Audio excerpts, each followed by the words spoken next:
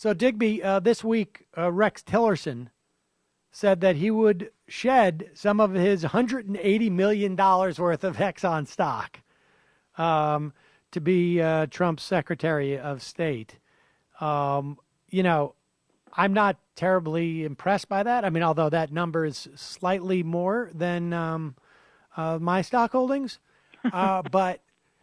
but I'm not terribly impressed with the idea that someone whose literally only job he's ever had is with Exxon for 40 years. This guy has been raised to believe that oil and the acquisition of oil is the fundamental fulcrum for human existence. I'm not terribly impressed that he shed himself of Exxon money as opposed to sort of like an Exxon ideology.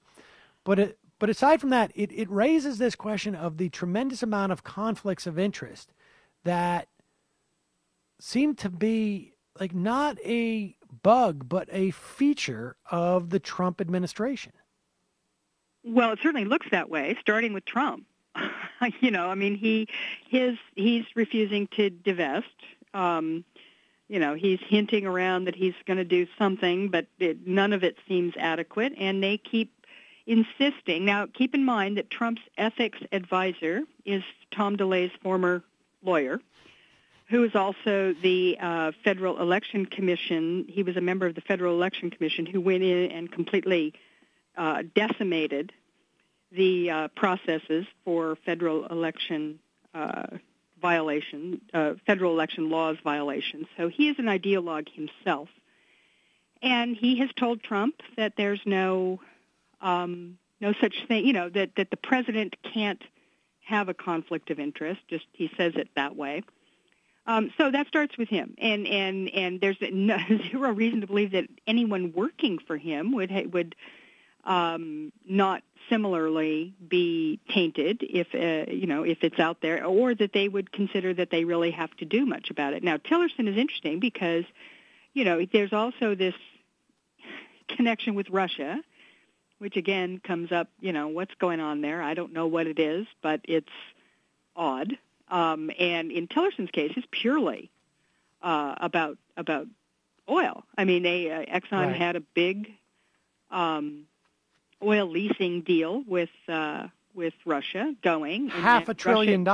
Yeah, I mean, it's gigantic. And Russia then invaded Crimea, and sanctions were put down, and that deal went by the wayside. And now it is presumably, upon Trump taking office, that deal, those sanctions will be lifted. It certainly looks like they're going to be, and that deal will go forward. Now, I don't know how that the naming of Tillerson has affected the Exxon stock that he's going to be selling, but one has to assume that he's not going to lose money, okay, by selling his Exxon stock. I just have a feeling that he's going to do okay, just by the naming of him as the Secretary of State. This is where you get into these dicey things, right? I mean, we know what they're going to do. Right. We know how much money he has at stake.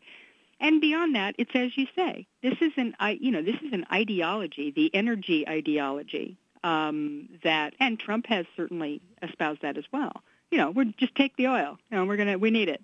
So, we take it. We do whatever we have. In fact, he used to say that he would have taken the oil wells in Iraq and then had Exxon come in and rebuild it. He would burn the oil wells and then have Exxon come in. They could rebuild them in a week, right? So, this is all part of Trump's involvement across the board with the masters of the universe, Goldman Sachs and the like, and the energy sector and all the big corporate giants, multinationals around the world, Exxon being the king of all of them. So, and I don't know whether or not Tillerson does seem to be a target of the Democrats, and I don't know whether or not they're going to be able to stop him, but it would be interesting if they did. Indeed. Well, listen, we only have about a minute and a half left, but with that short amount of time, I know you've written a piece about does impeachment begin now? Give us just the top line of this. I mean, is it rational to begin to develop a process and to develop thinking that would be focused on impeaching Donald Trump. Absolutely. The Republicans would have done it. They were already planning to do it. The Democrats should do the same thing.